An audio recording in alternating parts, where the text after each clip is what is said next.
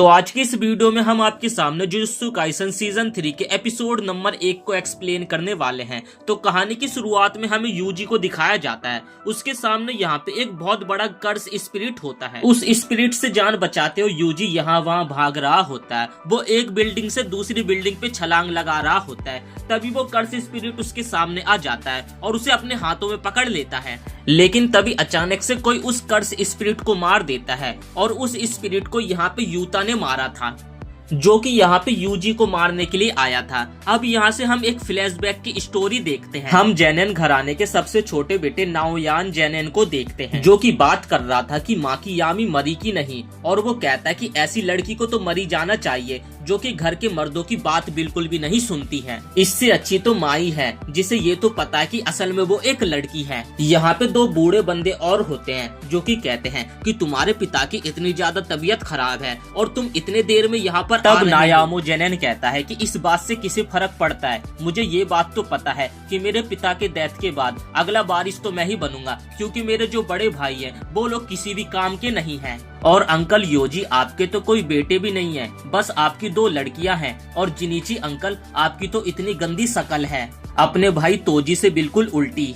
नाओयाकी की ये बात सुनकर यहाँ पे ये लोग काफी ज्यादा गुस्सा हो जाते हैं। तभी यहाँ पे एक बोना बूढ़ा आदमी आता है जो कि इन लोगों को बताता है नाओयामो जेनेन का फादर मर चुका है, जिस कारण उनका अगला वारिस नाओयामो जेनेन को बनाया जाए। सारे धन दौलत और जुजुत्सु टूल नाओयाका का होगा, लेकिन अगर किसी कारणवश से सातोरो गोजो की मौत हो जाती है और उसे अगर कोई बीमारी हो जाती है तो तोजी की इच्छा पूरी की जाएगी और मेगुमी को जेनेन घराने का हेड बना दिया जाएगा और सारी जायदाद भी उसके नाम हो जाएगी। और ये बात नायाको को अच्छा नहीं लगता है और उसे पता चलता है कि मेगुमी टोक्यो में है और वो यूजी की तलाश में गया हुआ है। तब यहाँ पे नायाको प्लान बनाता है कि वो यूजी मिगुमी दोनों को मार देगा।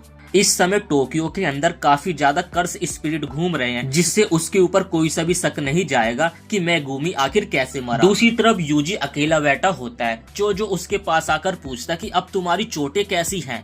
यूजी कहता है कि वो ठीक है, शायद सुकुना की मदद से, और अब उसकी ताकत धीरे धीरे बढ़ती जा रही है। तब चोजो उसे दोबारा से जुजुत्सु हाई जाने के लिए कहता है। यूजी उसे कहता है कि मैं अब दोबारा नहीं जाऊंगा, क्योंकि यहाँ पे सुकुना मिगुमी के खिलाफ कोई खिचड़ी पका रहा है। मेरे हाथों न जाने कितने मासूम मारे जा चुके हैं और अब मैं किसी और के पास नहीं जाना चाहता। तब चोजो बोलता कि ये दरअसल एक मिसअंडरस्टैंडिंग थी, वो दोनों भी तुम्हें माफ कर देते क्योंकि हम लोग भाई हैं, और ये बात यहाँ पे सबसे ज्यादा इम्पोर्टेंट। और तब यहाँ से सीन शिफ्ट होता है। यूजी पूरी सिटी में भाग रहा होता है और उसका यहाँ पे काफी सारे कर्स स्पिरिट पीछा कर रहे होते हैं।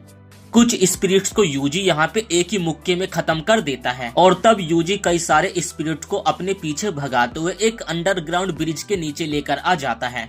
और दूसरी साइड चोजो खड़ा होता है, जो कि अपनी कर्जिंग ब्लेड टेक्निक का इस्तेमाल करके एक एक करके सभी को मारना स्टार्ट कर देता है। एक कर्ज चोजो के पीछे आता है तो यूजी तेजी में उसके पास जाकर उसे एक मुक्के में खत्म कर देता है। चोजो ये देखकर काफी ज्यादा खुश होता है कि धीरे धीरे यूजी अपनी कर्ज एनर्जी को कंट्रोल करना सीख रहा है।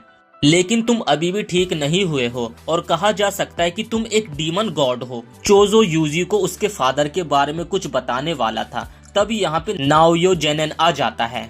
वो पूछता है कि मेगुमी कहाँ है और वो यहाँ पे अभी तक नहीं आया क्या, और तुम दोनों अभी तक जिंदा हो, तुम्हें किसी ने मारा नहीं। तब नाओया कहता है कि वैसे तो मैं यहाँ पे मेगुमी को मारने के लिए आया था, लेकिन अब मैं तुम दोनों को भी निपटा देता हूँ। नायामो यूजी के पीछे जाकर उसे एक मुक्का मारता है, जो देखकर चोजो को गुस्सा आता है और वो उसे मारने के लिए उसके पास बढ़ता है, लेकिन नायामो उसके पीछे भी आकर उसे एक जोर का मुक्का मारता है। नाओया इन दोनों से काफी ज्यादा ताकतवर था। चोजो सोचने लगता है कि जरूर इसके पास कुछ टेक्निक है, क्योंकि ये दोनों यहाँ पे उसके सामने काफी ज्यादा कमजोर पड़ रहे थे। तभी यहाँ पे इन तीनों को एक जोरदार कर्ज एनर्जी महसूस होती है। यूजी सोचने लगता है कि कहीं ये गोजो सर तो नहीं। वो लोग मुड़ के पीछे की तरफ देखने लगते हैं तो असल में ये यूता था, जो कि बिल्डिंग से नीचे छलांग मारता है तो जमीन पे एक बहुत बड़ा गड्ढा हो जाता है। नाओया बोलता, तुम तो यूता हो ना, जिसे कि यूजी को मारने का कॉन्ट्रैक्ट मिला हुआ है। उसका नाम सुनकर यूजी को याद आता है, ये बंदा तो सेकंड ईयर का एक स्टूडेंट था और ये एक स्पेशल ग्रेट सॉर्सरर है। मिस्टर गोजो की तरह नायामो बोलता है कि मैं भी यूजी को मारने के लिए आया था, लेकिन अब मैं तुम्हारे काम में टांग नहीं अड़ाऊंगा, तो तुम इन दोनों को निपटा दो। तब चोजो यूजी को बोलता है कि तुम जल्दी से यहाँ से निकलो, मैं इस नायामो को संभालता हूँ।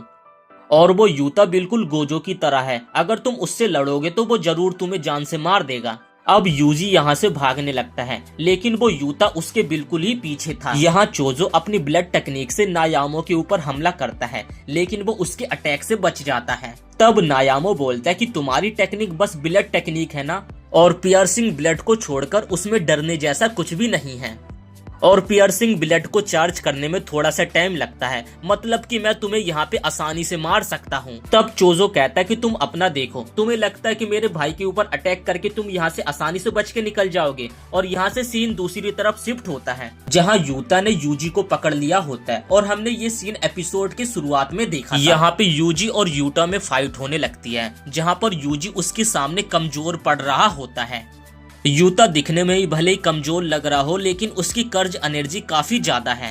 यूजी कहता है कि ये बंदा एकदम गोजो सर की तरह ही ताकतवर है। तब यूता कहता है कि मेरे पास गोजो सातोरो से भी कई ज्यादा ताकतवर कर्ज एनर्जी है, लेकिन उनके पास 6 आईज है, जिस कारण वो कोई सा भी अटैक इस्तेमाल करते हैं तो उनकी ताकत खत्म ही नहीं होती है। मेरी कर्ज एनर्जी खत्म हो सकती है, लेकिन उनकी कभी भी नहीं। और तब यहाँ पे यूता दोबारा से यूजी के ऊपर हमला करने लगता है। दरअसल यहाँ पे यूता की कर्ज एनर्जी काफी ज्यादा थी, जिस कारण यूजी समझ ही नहीं पा रहा था कि आखिर उसका नेक्स्ट मूव क्या होगा। उसका हर अटैक यूजी के ऊपर जानलेवा हो सकता है, और यहाँ पे यूजी तो समझ ही नहीं पा रहा था कुछ भी। तब यहाँ पे यूजी भी चाकू अपने हाथों में उठा लेता है, जिसके बाद उसे गोजो की एक बात याद आती है कि कुछ सॉर्सरर्स लड़ने के लिए हथियार का इस्तेमाल करते हैं, लेकिन उसके लिए भी एनर्जी कंट्रोल करना आना चाहिए। तब यहाँ पे यूजी अपने चाकू को आगे करके यूटा की कटाना को रोक लेता है। तब यूटा कहता है कि तुम मेरी तलवार पे ज्यादा ध्यान मत दो,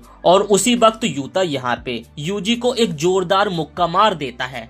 और तब यूजी यहाँ पे यूता को लात मार के उसकी कटाना को तोड़ देता है। तब यूजी सोचता कि बिना हथियार के वो यूटा से अच्छे तरीके से लड़ पाएगा, जिस कारण वो उससे फाइट करने के लिए उसकी तरफ तेजी से बढ़ने लगता है। तभी पीछे से एक बड़ा सा कर्ज आकर यूजी को पकड़ लेता है, और ये कर्ज कोई और नहीं बल्कि रीका थी। यूजी को समझ नहीं आ रहा था कि अचानक से ये रीका कहां से आ गई। उसने यूजी को इस तरीके से पकड़ रखा था, जिस कारण यहाँ पे यूजी बिल्कुल भी हिल नहीं पा रहा था। यूता अब अपनी टूटी हुई तलवार लेकर आगे बढ़ता है और यूजी के सीने में घुसा देता है।